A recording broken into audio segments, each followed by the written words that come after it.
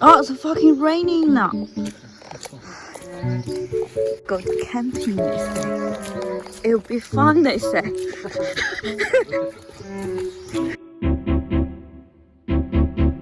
So it was a very cold, gloomy Sydney winter afternoon, and I was staying at home minding my own business. Mr. Scott here got off a phone call and announced, "Honey, we're going camping with my mates this weekend. Camping with my mates this weekend."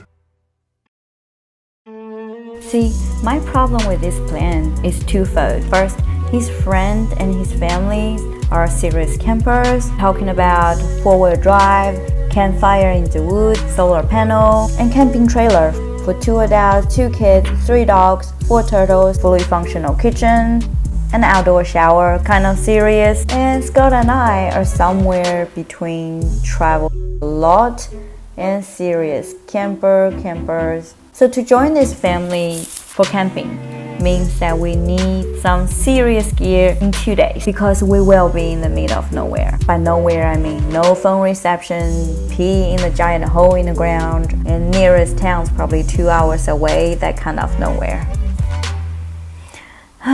But I know it means a lot for Scott. He and his friend used to go camping every year. As everyone in his friend group start to settle down and have family, gradually this camping tradition is forgotten. So he was quite excited. Warming.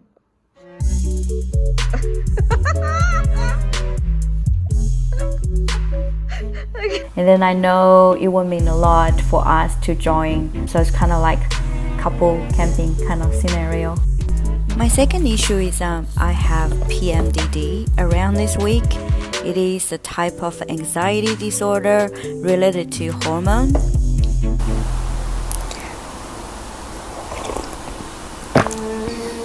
Wait, did I just drop the uncomfortable mental health issue bomb in the middle of this seemingly innocent YouTube video?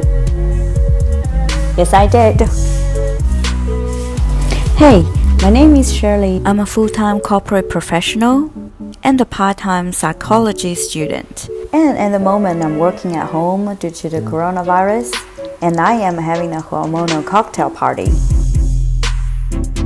I don't really mind sharing this information because I want to normalize mental health issues. The only thing that's more anxiety-inducing is having the need to pretend everything is perfect and struggle-free while having anxiety. So what's PMDD? Trust me, as much as I try to blame all my life problem to everyone and everything, racism? It's just racist. Multicultural society like Australia.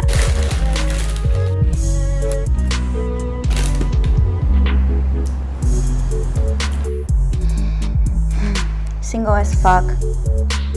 You'll understand if you're in a serious relationship. Career or family. I drank too much last night. What do you expect? Haven't had any alcohol in a month. Career, baby. Capitalism. Career or relationship.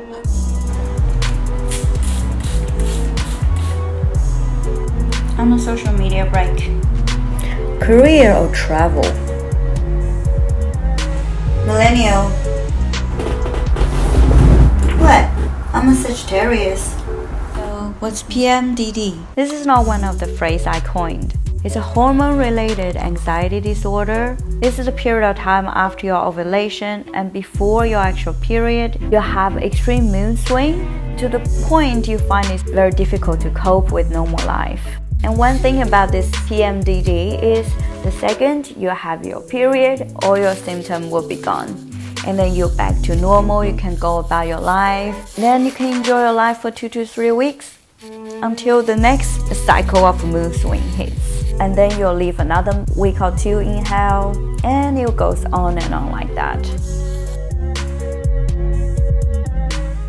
The symptoms include extreme mood swing. I am talking about anything extreme, from anger to sadness, and not proportional to what the situation calls for.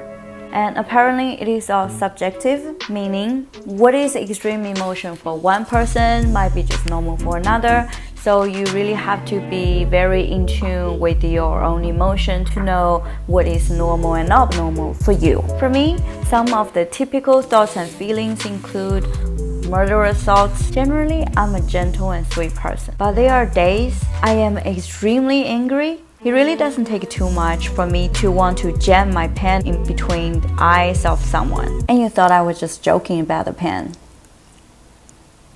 which I am. And it would take all my willpower not to yell at people and frustrated at things. Anxiety. So the best way to describe my anxiety is a kind of mental fogginess.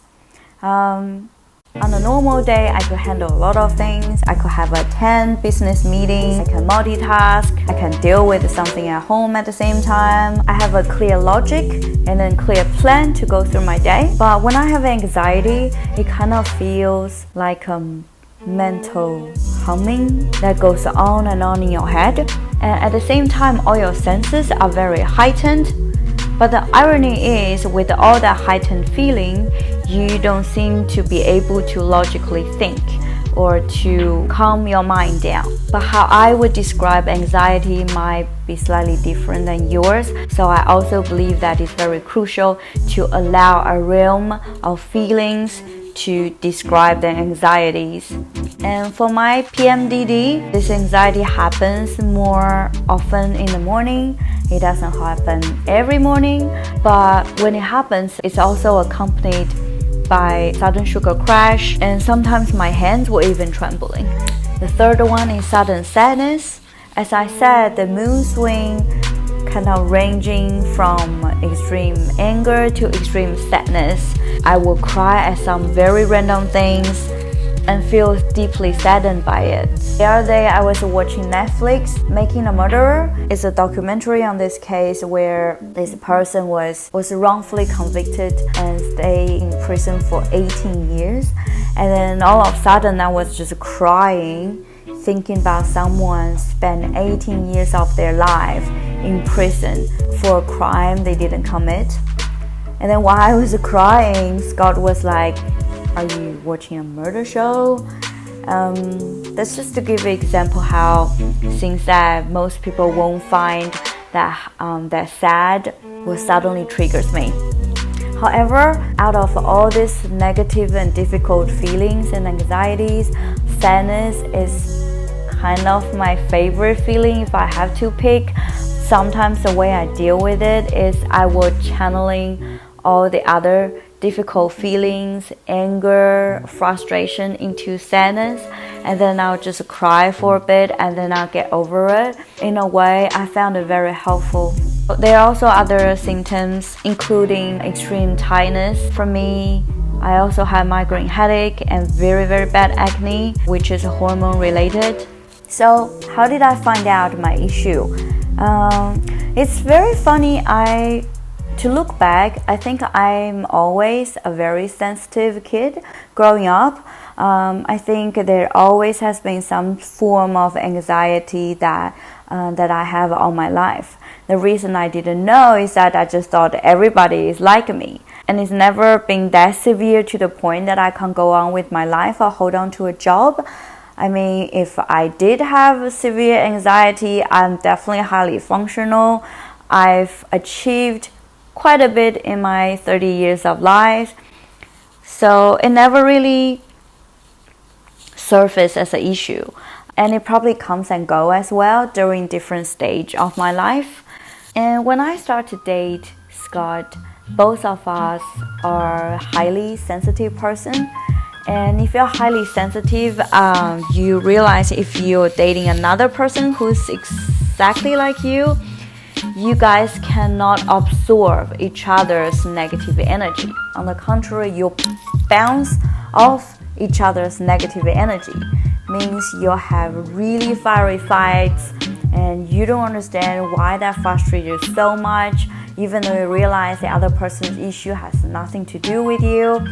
So it kind of like serves as a mirror to the other person. And then gradually, through his reaction, And I'm pretty sure he learned a whole lot from my reaction to his behavior.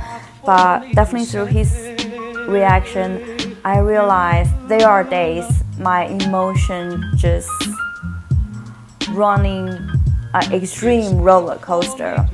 And then just by chance, I realized that kind of coincide with my period pattern. So from there, I start to observe myself a lot more. Basically, just allow yourself to feel your feeling and identify different feelings. So there are days I'm like, oh, I'm really, really angry. I don't know why. There are other days I'm like, oh, I'm just really, really sad.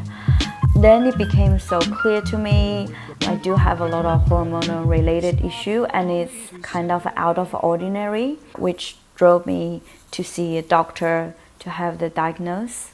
Treatment.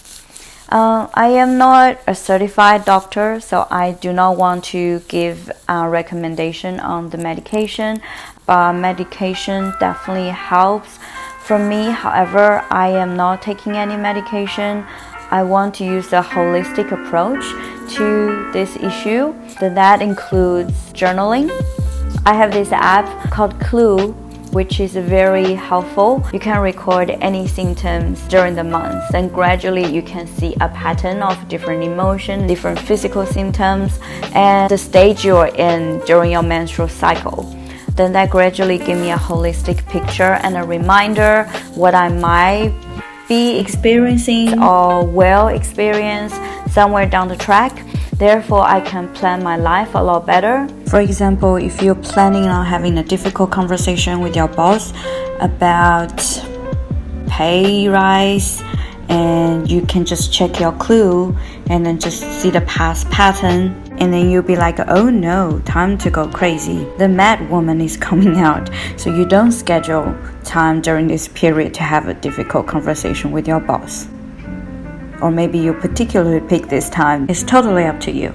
But the point is, you can plan your life around the period of time where you're gonna have difficult emotions, and basically just make life easier.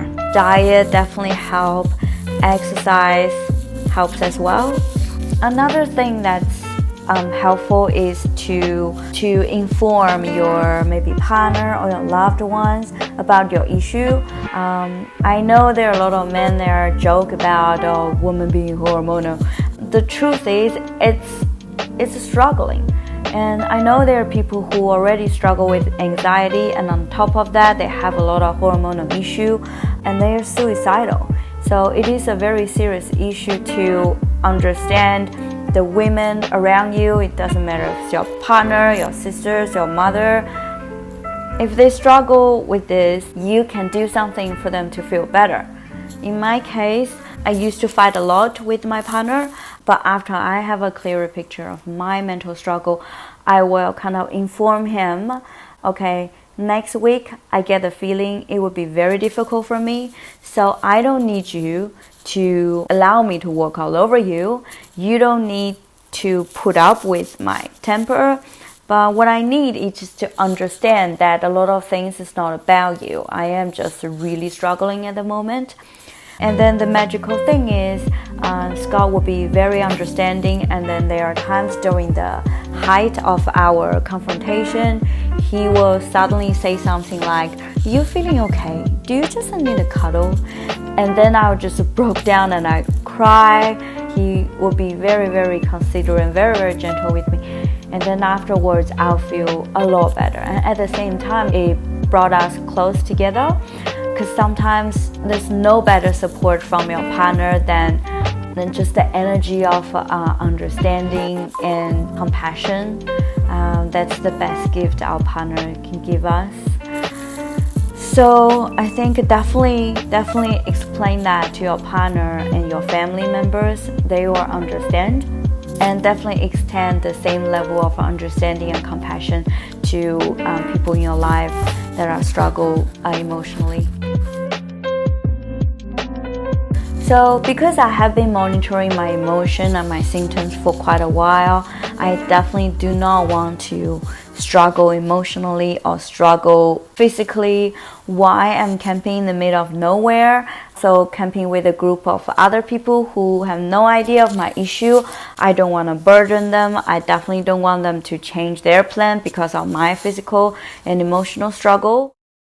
Very smooth transition. I almost finished editing my video and I have made a creative decision to split this whole story into 2 parts. So the first part is only about PMDD and the symptoms, treatments, and other helpful tips.